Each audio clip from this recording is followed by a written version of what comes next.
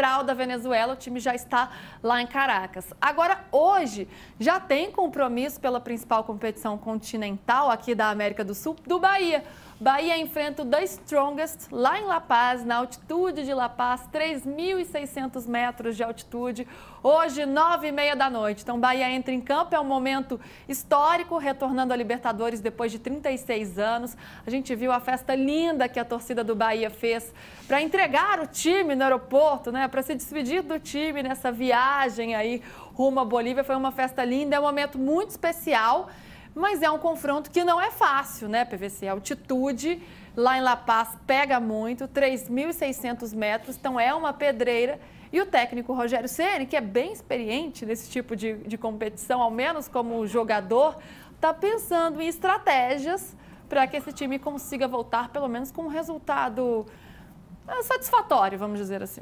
Rogério Ceni versus Antônio Carlos Zago. É verdade, que faz a estreia no The Strongest. Ele fez os amistosos, né? São 5 amistosos de preparação, mas estreia oficial. Eu conversei com o Antônio Carlos hoje. O Antônio Carlos e o Rogério treinaram juntos. Né? Na Libertadores 92, o Rogério era parte do elenco que treinava, mas não jogava. Era o Zete, o Marcos, o Alexandre, que faleceu no acidente na Castelo Branco, e o Rogério participava muitas vezes dos treinos. O Antônio Carlos foi campeão em 92, depois veio embora para o Albacete, depois veio para o Palmeiras. Que zagueiro era, né? Era um grande zagueiro. E eu conversei com ele, a terceira participação que ele tem, ele foi técnico do Bolívar, ele foi técnico da seleção da Bolívia e agora está no Strongest. E o jogo aéreo do Strongest é perigoso. O Rogério vai ter um time de muito bom trato da bola. A expectativa é que ele faça o time que jogou contra o América de Natal na quinta-feira passada, que foi o jogo com o Ramos Mingo como lateral esquerdo. Não é um sistema de 3 zagueiros, a gente vai ver na prancheta já, acho. Mas é um time que vai sair com 3 zagueiros, mas vai defender com linhas de 4. Mas tem que ter muito cuidado com o jogo aéreo. O Bahia vai hoje... É a 4ª participação do Bahia em Libertadores. O Bahia jogou em 60. Foi o primeiro representante do Brasil em Libertadores, foi o Bahia, porque ganhou a Taça Brasil de 59 e representou o Brasil em 60. Depois ele jogou, o primeiro vice-campeão brasileiro a jogar foi o Bahia, vice de 63 da Taça Brasil, jogou em 64, mas jogou 2 jogos só com o Deportivo Itália, perdeu um, empatou o outro e saiu. E depois voltou em 89, incrível, estava olhando as datas. O Bahia foi campeão brasileiro dia 19 de fevereiro de 89. Campeão brasileiro de 88, dia 19 de fevereiro de 89. Sabe que dia ele estreou na Libertadores? Que dia? 21 de fevereiro. 2 dias depois. Que loucura. Ele foi campeão brasileiro no domingo e estreou na terça-feira. E já falavam do calendário como a gente fala hoje? E era Bahia, era Internacional e Bahia. O Bahia foi campeão no Beira-Rio e 2 dias depois estreou na Libertadores no Beira-Rio contra o Internacional. E ganhou o título brasileiro lá e perdeu para o Inter 1-0 na terça-feira. E agora ele volta 36 anos depois, todo de branco, porque pela Conmebol o uniforme do Strongest tem calção e meia preta, então o Bahia vai inteirinho de branco, ainda com o uniforme da temporada 24. Não é uma tarefa fácil, aí eu quero ouvir a Alícia, porque o The Strongest, embora não seja um time fortíssimo, já é um time mais qualificado do que nos anos anteriores.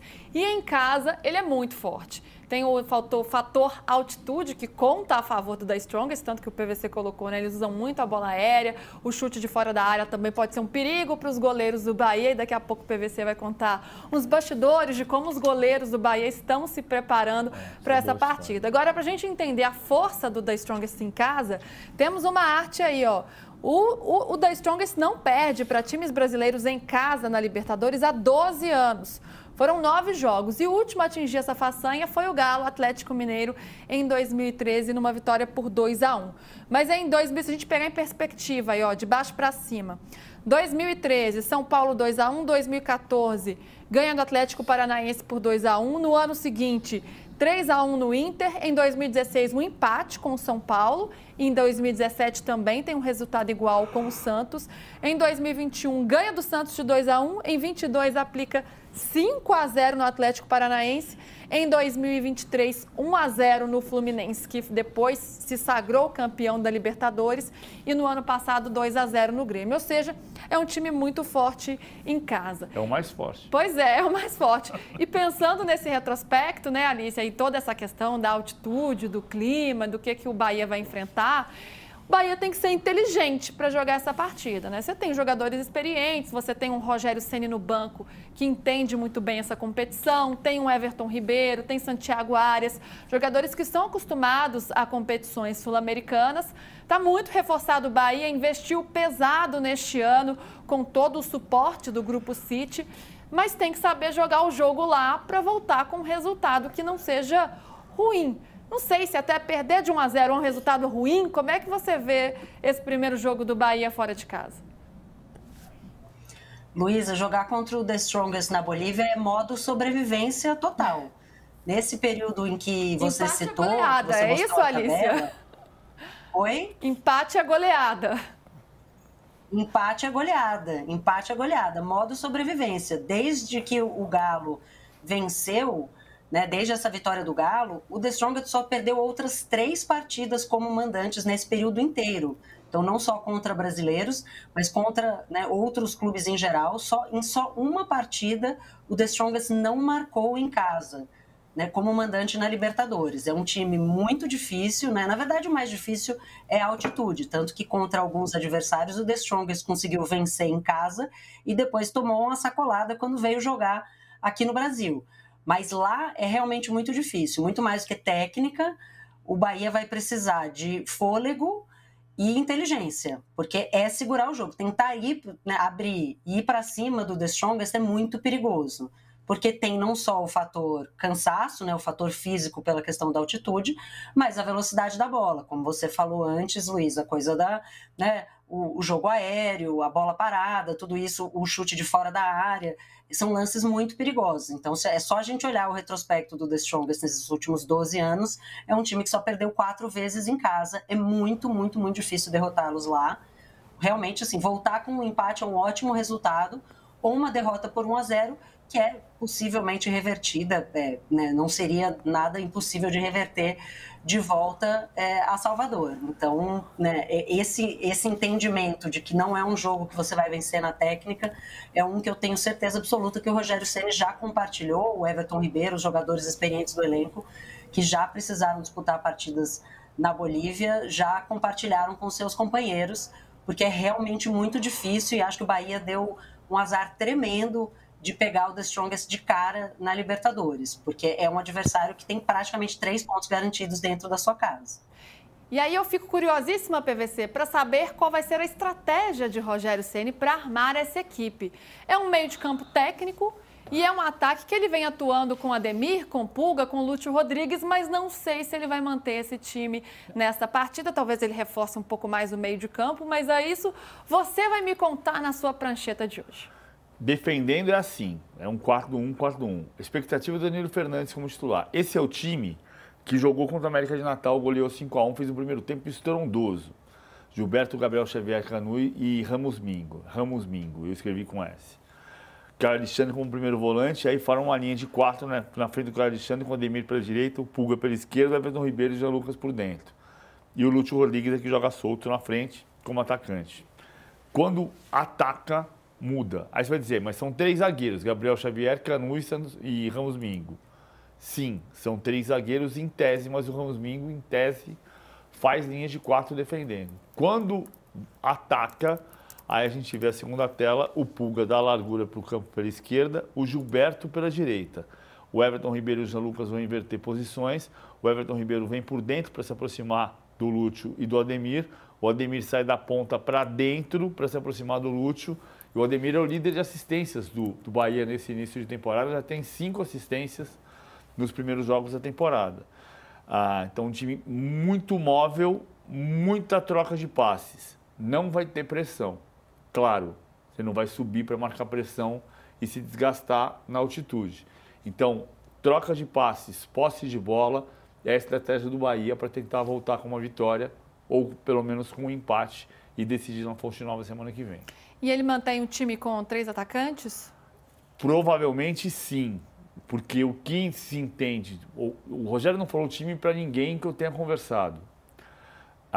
Claro que falou com os auxiliares dele. Eu conversei com gente do Bahia ontem e hoje, e a ideia é que o time que jogue em La Paz seja o time que enfrentou o América de Natal. Ou seja, que o jogo contra o América de Natal foi um ensaio para o jogo de La Paz. Foi a única vez em que ele colocou uma formação que você olha para ela e diz, esse aqui é o time titular. E esse time titular, supostamente, é esse que está na tela. Cadê a Alicia? A Alicia está de volta aqui. Gente, a hora que eu apareço do lado do totem para fazer um print bonito aqui, vocês mudam para mim. Cadê? Eu do ladinho de Alicia aqui, coloca. Já que a Alicia não está aqui fisicamente presente... a câmera mudou. Ela está aqui presente. Agora sim, ó, que fofura. Podemos tirar esse print, ó, que fofa. Aliás, Alice, eu não te conheço pessoalmente. Você já pensou nisso? Já pensei nisso várias vezes. Acho um crime que o UOL precisa resolver. Alô, chefia, vamos resolver esse problema. Vamos resolver esse problema. E o problema do Rogério Ceni, hein, Alice, para você? Esse é o time ideal que vai a campo? É o que de melhor o Bahia tem para conseguir superar todas essas adversidades lá em La Paz? Acho que sim, Luísa, especialmente porque esse meio-campo técnico a que o PVC se referiu é o que mais tem a capacidade de tentar segurar a bola. É isso, né? Quanto mais tempo você está sem a bola nessas condições, o risco que você corre é muito maior do que num jogo normal, né? Que você tem uma posse de bola dividida e você vai agredir o adversário tanto quanto vai ser agredido. Não é o caso na altitude. Então, conseguir segurar a bola, manter essa posse o máximo de tempo possível, reduz não só a chance de tomar um gol, como reduz significativamente o desgaste.